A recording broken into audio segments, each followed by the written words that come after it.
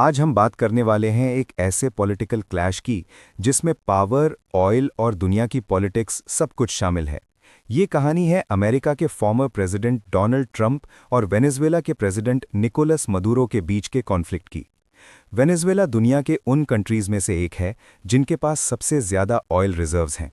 लेकिन जब Nicolas Maduro power में आए, तब से कंट्री की इकोनॉमी धीरे धीरे वीक होती चली गई। अमेरिका का कहना था कि वेनेजुएला में इलेक्शंस फेयर नहीं हो रहे, डेमोक्रेसी खत्म हो रही है और गवर्नमेंट करप्शन और ड्रग्स के नेटवर्क में इन्वॉल्व है। इसी वजह से अमेरिका और वेनेजुएला के रिलेशंस बहुत ज़्यादा खराब हो गए। जब डोनाल्ड ट्रंप अमेरिका के प्रेसिडेंट बने, तब उन्होंने वेनेजुएला के खिलाफ काफ़ी स्ट्रिक्ट स्टैंड लिया। ट्रंप ने ओपनली मदुरो को डिक्टेटर बोला और कहा कि वो वेनेजुएला के लेजिटिमेट प्रेसिडेंट नहीं हैं। अमेरिका ने वेनेजुएला पर हैवी इकोनॉमिक सैंक्शंस लगा दी, जिसका सबसे बड़ा इम्पैक्ट ऑयल इंडस्ट्री पर पड़ा। वेनेजुएला का ऑयल एक्सपोर्ट ऑलमोस्ट बंद हो गया, फॉरेन कंपनीज ने इन्वेस्ट करना छोड़ दिया और कंट्री की इनकम का मेन सोर्स खत्म होने लगा। ट्रंप का मानना था कि जब तक मदुरो पावर में रहेंगे, तब तक वेनेजुएला स्टेबल नहीं हो सकता। इसीलिए अमेरिका ने मदुरो के पॉलिटिकल राइवल हुआन ग्वाइडो को सपोर्ट किया और उसे इंटरिम प्रेसिडेंट माना। इस स्टेप के बाद सिचुएशन और ज़्यादा टेंस हो गई। ट्रंप ने यह भी बोला कि मिलिट्री ऑप्शन हमेशा टेबल पर है, जिससे दुनिया भर में कंट्रोवर्सी क्रिएट हो गई। मदुरो ने अमेरिका के प्रेशर के सामने झुकने से मना कर दिया।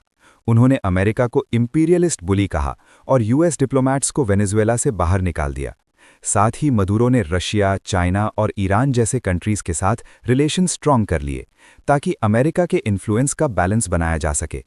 लेकिन इस पूरी पॉलिटिकल फाइट का सबसे बुरा असर कॉमन वेनेजुएलन पब्लिक पर पड़ा। महंगाई इतनी बढ़ गई कि लोग बेसिक चीज़ें अफोर्ड नहीं कर पा रहे थे। फूड शॉर्टेज, अनएम्प्लॉयमेंट और मेडिकल क्राइसिस ने कंट्री को और ज़्यादा अनस्टेबल बना दिया। लोगों के लिए ये समझना मुश्किल हो गया कि गलती गवर्नमेंट की है या इंटरनेशनल पॉलिटिक्स की। और फिर देरा देरा वेनेजुएला की पब्लिक अपने प्रेसिडेंट के खिलाफ गया। और फिर एक टाइम ऐसा आया जब ट्रंप ने सीधा वेनेजुएला की आर्मी को बोला कि जंग तो तुम लोग जीत नहीं पाओगी, तो बेहतरी इससे में है तुम पैसा लेकर पीछा हो जाओ। फिर वेनेजुएला के आर्मी जनरल्स ने पैसा लेकर अपने देश, सम्मान और प्रेसिडेंट को बेच दिया। फिर जब सारी प्लान्स ठीक से हुई, तो ट्रंप ने अपनी डेल्टा आर्मी वेनेजुएला के प्रेसिडेंट के घर भेजी, उसको अरेस्ट करने के लिए।